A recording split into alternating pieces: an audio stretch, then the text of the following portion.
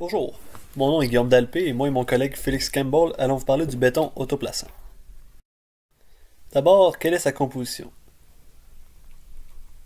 Il y a des gravillons, donc des petites pierres à 37%. Sinon, il y a du sable, approximativement 33% de la composition. Il y a du ciment, principalement du ciment Portland. Sinon, il y a de la fine, de la pâte pour 8%. Il y a de l'eau à 7% et des adjuvants qu'on peut voir en bas à votre droite. Donc toute la composition en image est à la droite. Alors, quelles sont les caractéristiques du béton autoplaçant? Tout d'abord, c'est une sorte de béton qui est distincte et innovante, c'est-à-dire qui est vraiment différent du béton normal. Aussi, il est auto-nivelant, donc pas besoin d'une machine à vibration pour l'étaler. Donc il s'étale vraiment par lui-même pour les raisons suivantes. Il a une viscosité qui est faible, donc un mélange qui est très fluide. Il y a aussi une bonne durée de vie. Et finalement, il y a trois choix définis. Il peut être verni, il peut être poli et il peut être laissé au naturel. Quels sont les champs d'application principaux du béton autoplaçant? Il y en a plusieurs. Tout d'abord, il peut être utilisé comme dalle de béton, donc une dalle structurale.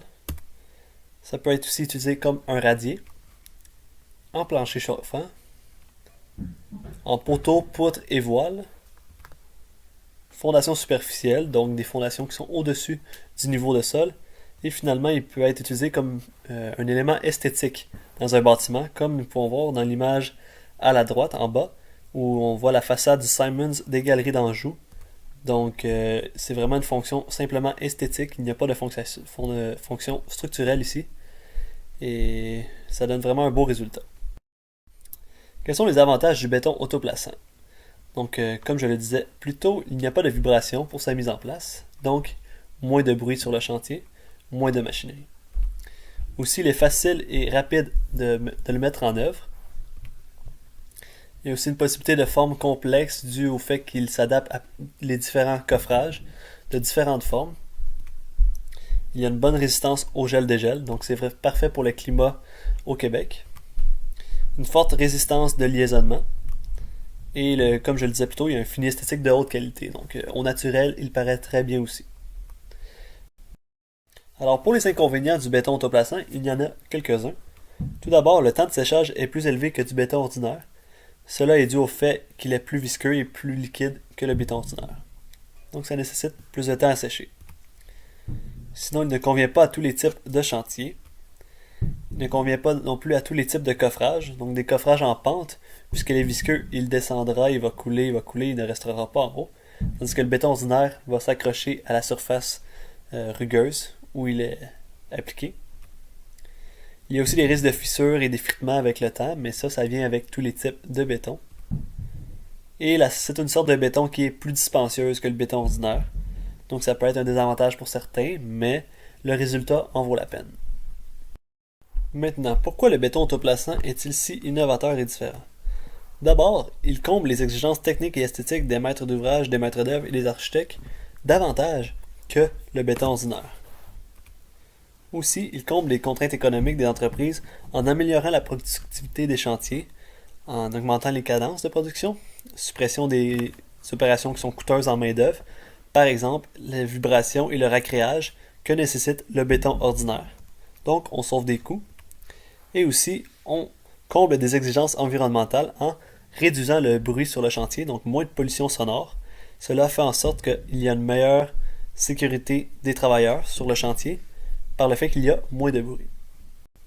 Pour ce qui est du développement durable, la durée de vie est très élevée, c'est comparable à un bâton traditionnel, mais aussi on a la possibilité de le récupérer. Dans un cas où il y aurait des panneaux préfabriqués sur le bâtiment, on pourrait les ramener en usine, les rajeunir, puis ensuite les réinstaller. Ensuite, pour ce qui est des normes qui entourent le produit, elles sont toutes tirées du même document, c'est-à-dire le ASTM. Maintenant, pour les normes d'étalement, on parle de la norme C1611, les normes d'écoulement, la C230, les normes de teneur en air, la C457, et ensuite la norme de résistance à la compression, C39. Maintenant, les fabricants, évidemment, il y en a plus qu'un. Donc, on pourrait commencer par Agilia, Lafarge, Sika et finalement Demix. Préparation, application et séchage. C'est important d'avoir, pour commencer, une surface qui est très propre, sans poussière, afin d'éviter qu'il y ait des particules qui interagissent avec le mélange. Ensuite, le produit devrait être appliqué sur une surface qui est granuleuse, mais aussi humidifiée. Elle doit être gardée humide tout au long de la préparation. Ensuite, le béton est coulé avec une pompe. Ensuite, on précise 20 à 35 kPa. Pour ce qui est du temps de séchage, on parle de 28 jours. Ça pourrait monter ou descendre, ça dépend des caractéristiques qui ont été attribuées au béton. Maintenant, en chantier, il y a des précautions à prendre. Pour ce qui est du produit, on parle d'une vitesse de coulage qui n'est pas excessive, donc on garde ça assez lent. Aussi, il ne faut pas interférer avec le mélange, c'est-à-dire on n'ajoute pas d'eau, on n'ajoute pas d'adjuvant, sinon ça pourrait avoir des conséquences sur sa cure, sa force à la fin de la cure, etc. Aussi, limiter la hauteur de la chute du béton, parce que c'est un béton qui est assez liquide, donc s'il tombe de trop haut, ça va voler partout, ça va être un gros désastre. Ensuite, l'ouvrier, lui.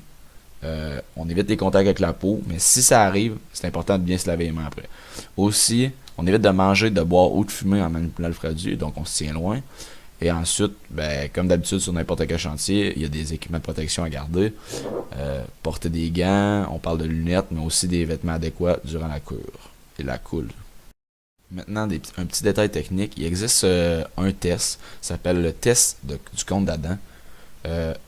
C'est assez simple. On va faire une forme de cône un peu avec le béton. Ensuite, on lui donne du temps pour reposer. On va regarder l'étalement. On va ensuite prendre la mesure, son diamètre, pour récupérer les données. Maintenant, deux exemples concrets de bâtiments qui ont utilisé ce type de béton-là. On pourrait commencer par parler de la reconstruction du gymnase de Sablier à Bonneveine, dans le sud de Marseille. On voit clairement là, que c'est des coffrages assez spécifiques. Ça donne vraiment un beau look à la fin du projet. Pour continuer, la salle de diffusion des musiques actuelle d'Auxerre. On voit aussi là, qu'il y a vraiment des formes et un travail qui a été fait à ce niveau-là. Donc, c'est des formes qui n'auraient pas été faciles à obtenir avec du béton traditionnel. C'est tout. Merci de nous avoir écoutés. On vous remercie. Puis à la prochaine.